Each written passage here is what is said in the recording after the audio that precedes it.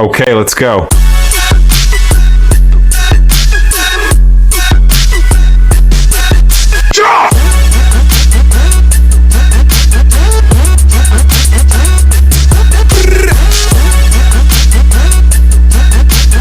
On se retrouve, c'est Sachou Loulou. On se retrouve pour une nouvelle vidéo. Une vidéo pour vous apprendre à comment faire éclore des œufs de phasme scorpion, des œufs de phasme bâton, etc. Des œufs de phasme, quoi. J'ai reçu un commentaire qui s'affiche maintenant. Alors, ce commentaire me dit que cette personne a aussi des œufs de phasme scorpion et voudrait les faire éclore, mais comment comment elle pourrait faire pour les faire éclore. Donc c'est pour ça que je vais répondre à son commentaire en faisant une vidéo pour lui montrer comment les faire éclore. Donc pour commencer, vous allez avoir besoin de une boîte.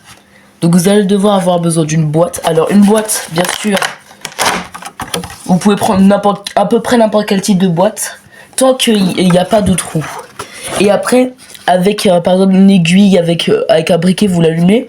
Ou sinon, juste avec une perceuse, vous faites des petits trous pour l'aération. Vous refermez et du coup ça sera déjà prêt. Mais vous allez me dire qu'est-ce qu'il faut mettre dedans. Dedans vous pouvez mettre du sopalin ou des mouchoirs, mettre les œufs dessus et les vaporiser. Par contre vous avez beaucoup moins de chance de faire éclore des œufs comme ça qu'avec l'autre version. L'autre version c'est avec, donc la deuxième technique est avec ceci. Vous allez dire qu'est-ce que c'est que ceci. Ceci est appelé vermiculite.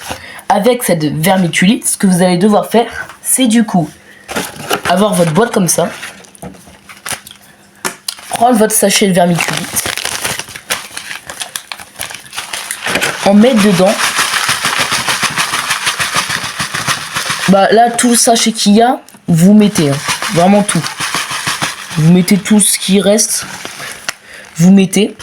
Et les œufs, il va pas falloir faire comme le papier, parce que quand vous allez mettre le papier tout par-dessus et que vous allez mettre les œufs dessus, en fait, ce qui est l'avantage de la vermiculite, c'est que ça garde beaucoup plus l'humidité.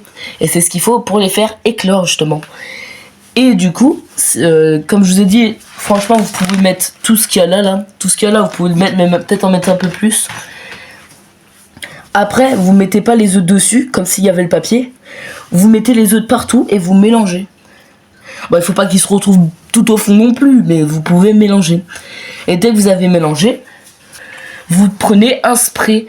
Alors, un spray, ça coûte pas très cher, ça coûte entre 4 balles et...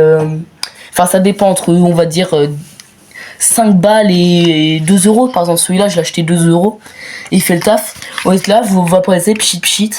Vous vaporisez une seule fois, ou des fois, parfois, il en faut 2. Vous attendez, par exemple, 2 jours. Et après les 2 jours, vous revaporisez. Après 2 jours, vous revaporisez. Mais avant de vaporiser, faites ça. Regardez, c'est humide. Si vous sentez que c'est un peu mouillé, ne surtout pas remettre de l'eau. D'accord ? Ne surtout pas remettre de l'eau. Mais si c'est sec, comme là, je viens de le mettre, hop, vous vaporisez 1 à 2 fois. C'est tout. Et après, ça pourra prendre, donc avec les phasmes scorpions, bâtons, etc. Alors, ça va pas vraiment diversifier le temps d'éclosion. Mais en fait, ce qui va diversifier, c'est... Tac.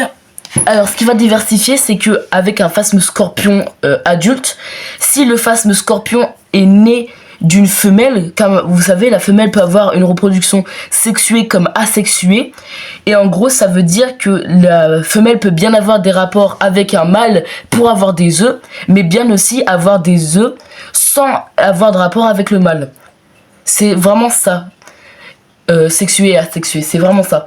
Et en gros, si elle a des rapports avec le mâle et qu'à la fin elle aura des œufs, du coup obligatoirement, et du coup les œufs vont éclore entre 2 et 4 mois, je crois, si je dis pas de bêtises. Alors que la femelle toute seule, elle, les œufs vont durer pour l'éclosion, ça va être de 6 à 9 mois, je crois. Vous pouvez en avoir en 4 mois aussi, mais ça sera très rare quand même.